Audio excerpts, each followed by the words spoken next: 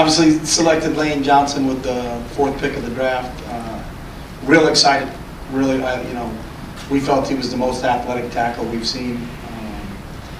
Had him in, went down and worked him out privately, and then had him in here for a visit just a little while ago. Got a huge upside. Hasn't played a ton of offensive tackle, but he has played the right side and played the left side, so he's got experience at both sides. I know Bob Stoops extremely well, and I've talked to Bob extensively about him last week, and just remarked about what a tough player he is, what a selfless player he is, his move positions, just wants to play. I think he's going to be a great addition to our team. I think the game is one up front, and he's another tough, physical guy, and I think that's what we were looking for as we went into this draft. And it's an exciting thing when you can target people and get what you're looking for. So interesting time. It's kind of following the draft. When you see a trade, you don't know who's going to go, and as it played itself out, I know we were excited. I know Lane's excited. So I think it's a great addition for us, and it starts up front, and that's what we got. So. You see his scoring time and his versatility and up tempo. Is that exactly what you needed for this offense? No, I think obviously he ran a similar system, in terms of the pace of play, but that really was not a factor in us selecting him. What really was a factor is I think you see a guy who's 6'6", he's 300 pounds, he's got 35-inch arms. He's got an unbelievable athletic, background to him. Started as a high school quarterback, was a tight end, played defensive end. I talked to Bob. Bob actually said they wanted to keep him at defensive end, but because of injuries. He was playing defensive end at 280 pounds and doing a great job for him. They had some injuries in the offensive line, and they thought about him. And his direct quote is he asked their strength coach, I think Lane was 280 pounds at the time, but he was starving himself to stay at 280. And he asked his strength coach, what would it take to get Lane to be 300 and play offensive tackle? And he said a cheeseburger in a week. So, I think he's just got such an upside. That's really the thing that really excites us. I know Coach Stoutland and him hit it off really, really well during their workout. So.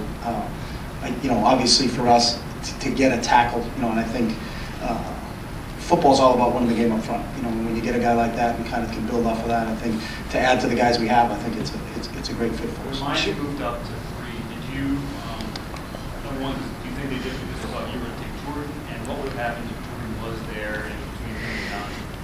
I don't know what Miami thinks, and I don't answer hypotheticals, so we were going to take, we had 4 guys. And we felt real comfortable with all 4 guys, and I think we saw the draft the same way all the other teams saw the draft.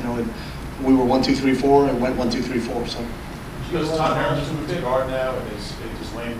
I don't know. Depth charts and all those other things. Let's get Lane in here and let him actually take a few reps and run around a little bit. But we do know that Todd has some flexibility. Todd, that's a great thing about him is because Todd's played inside and outside. And I think the other thing with Lane that's great with his versatility, he's played the right side, he's played the left side. So. We're going to let them all battle it out. They're going to win the jobs on the field, but having some versatility, it makes us a more versatile football team, having him, having Todd.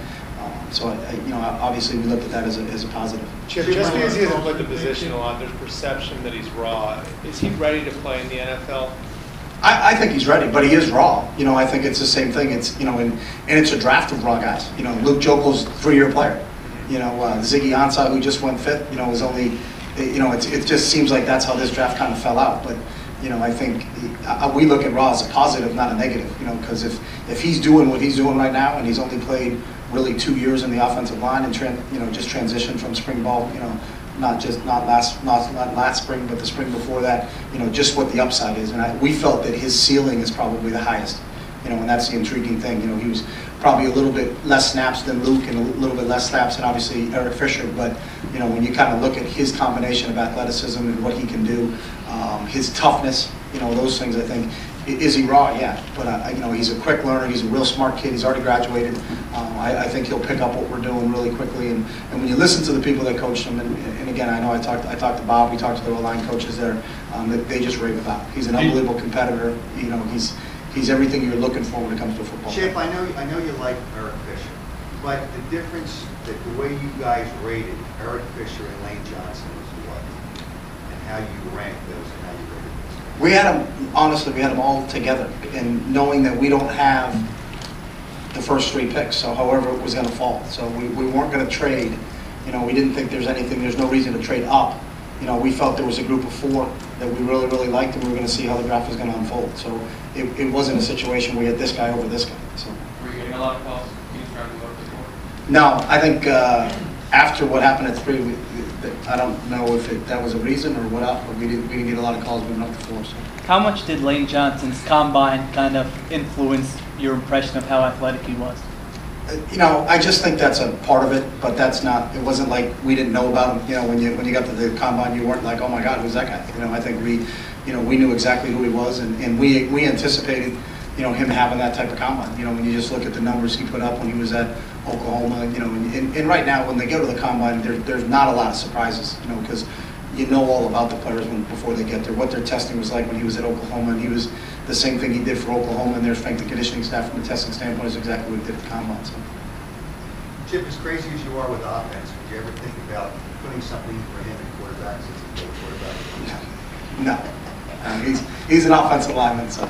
How much is I mean, you're up-tempo offense, and this guy obviously can move, run, he's agile. I mean, how much does that play into what you see that you can do? Yeah, again, I think people are confusing up-tempo with, we need athletic offensive linemen. It doesn't matter if you're getting in a huddle and walking up to the ball and snapping the ball with 2 seconds on the clock, or you're snapping the ball with 10 seconds into the play clock. It's got nothing to do with when you're snapping the ball. It's got to do with their athletic ability. So whether we're going to be in a huddle and go up to the line of scrimmage, or we're going to be a no-huddle operation, that doesn't affect our assessment.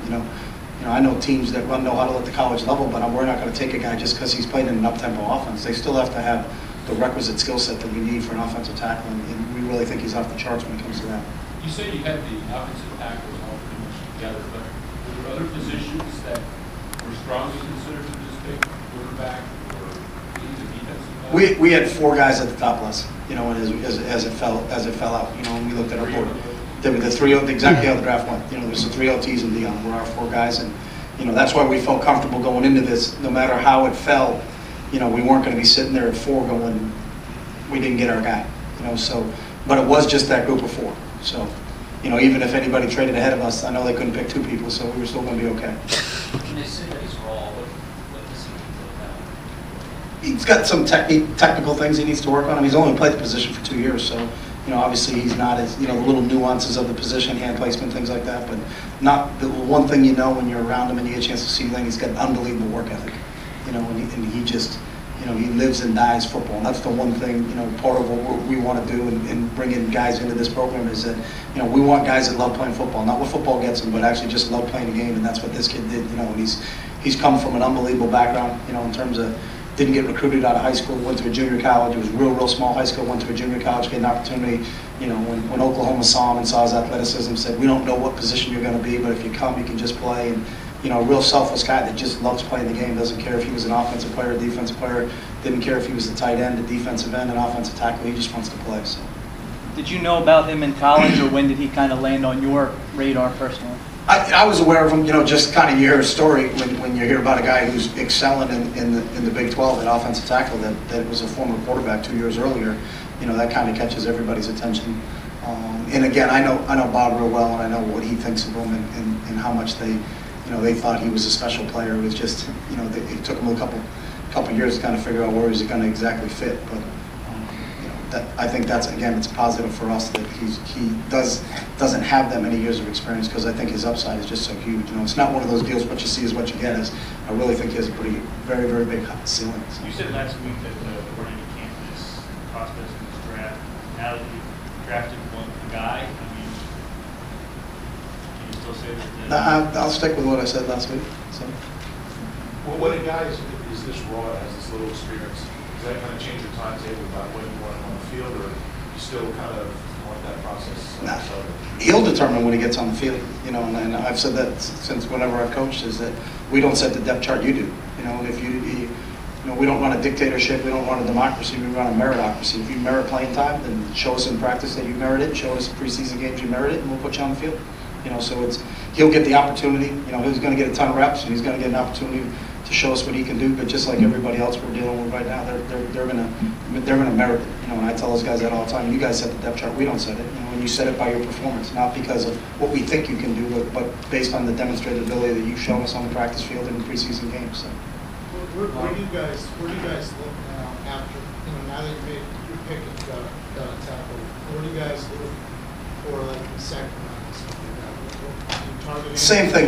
Our board's set, so it's just kind of where it is, and as guys get taken off and you know, as you look at it and other teams pick them, then you just kind of take them off of where you are. And then when your pick comes around, what's on the board for you at that point in time? But I know we're not going to reach, and we're not going to, you know, we're not going to put ourselves in a situation where we need this. I think we did a great job. You know, Howie and those guys did a great job in free agency of putting us in a position where we didn't have any holes, where we don't have this position, and we need to kind of, regardless of what the board says, we need to go take this position. You know, I think we're in a situation now where we're going to take, based upon what our board is, when it comes around with the second pick, and you know, when we look at it, that who's our highest rated player when we get to that point in time, and it could be an offensive player, it could be a defensive player. It's not that, hey, we took a tackle in one, so now we got to go this way in two. It's whatever's the next of it, whatever's on the board at that point in time. So. Two more questions. First round is a realistic possibility. What's that? Do you envision moving back into the first round? I don't envision anything. So. Chip, how deep in the draft do you think you can go and get quality at quarterback? I don't know. What's your impression of your first NFL draft? What's the process you think is going to Awesome. Do you feel good about your depth of offensive line now? No, we'll still address it. You know, I think you know, that's always an ongoing process. You know, but we feel better. Do I feel better? Yes. Will we continue to look at guys in this draft? Yes. Okay. Thanks, Coach. Thanks, guys.